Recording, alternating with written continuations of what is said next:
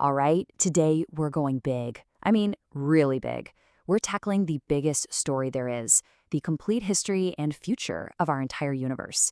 We're going to journey from a time before the beginning all the way to the very end, and then just maybe loop right back around. So let's start with a huge question. What happens after the universe ends?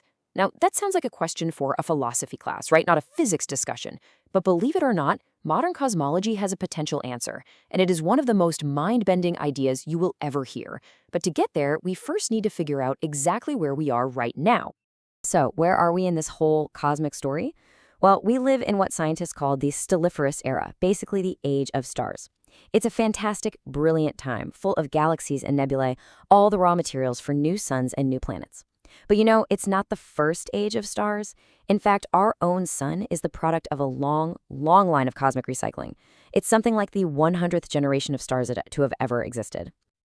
But here's the thing. This beautiful, star-filled time we're in, it's just a fleeting moment, a blink of an eye in the grand scheme of things. So to really understand where we're headed, we have to go back, way, way back. Before the first star, before the first atom, all the way to the very first second of existence.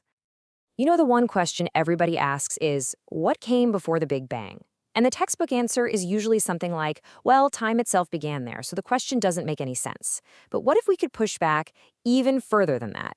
What if we could reason our way to a state that existed before the laws of physics as we know them were even a thing? Okay, so try to imagine the simplest possible state. I mean, the absolute simplest. The source material we're looking at, drawing from philosopher João Barcelos, calls it Joskian nothing. Now, this isn't just an empty vacuum. A vacuum still has rules, it has dimensions.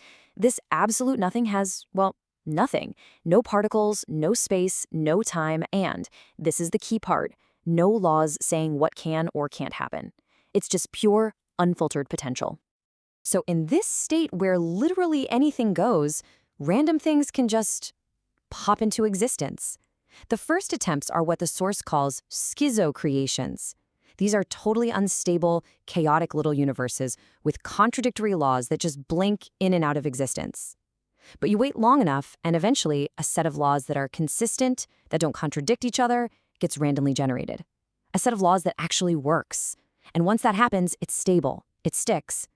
And that's how you can logically get a universe like ours, one stable enough for us to be here talking about it. And once those laws lock in, bam, you get the Big Bang. And just look at this timeline. The most critical moments of creation happened in tiny, tiny fractions of a second. A single superforce shattered, the universe inflated faster than you can possibly imagine, and the very first building blocks of matter popped into being. It all happened faster than you can blink. But then, things slowed down a bit. For the next 380,000 years, the universe was just this incredibly hot, dense soup, waiting for the next big thing. And that next big thing was called recombination. And it was a total game changer. Before this moment, the universe was like a thick, glowing fog. Photons, particles of light, were totally trapped, just bouncing off free-floating electrons like pinballs. You couldn't see through it.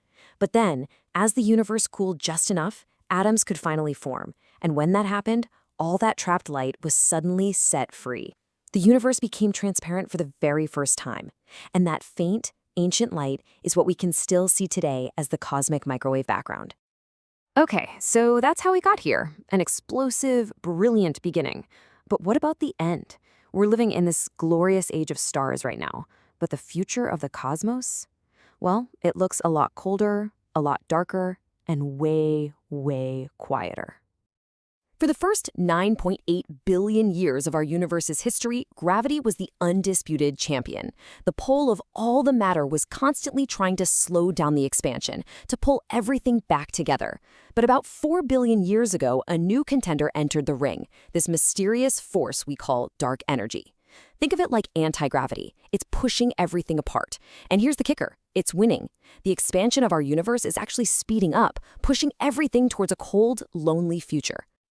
And the key takeaway here is that our beautiful starlit era is just a phase. What comes next is this long, slow fade to black. First, in the degenerate era, all the stars will die out, leaving behind only their cold corpses.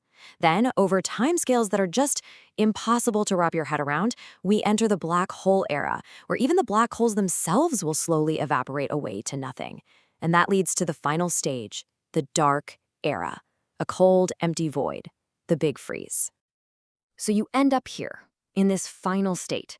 The universe is just a whisper away from absolute zero. It's this massive, cold, dark emptiness where literally nothing is happening. No interactions, no events. Time itself just stops having any real meaning. It really feels like the ultimate end, right? The final curtain call. But what if it's not? And this right here is where the story gets absolutely wild.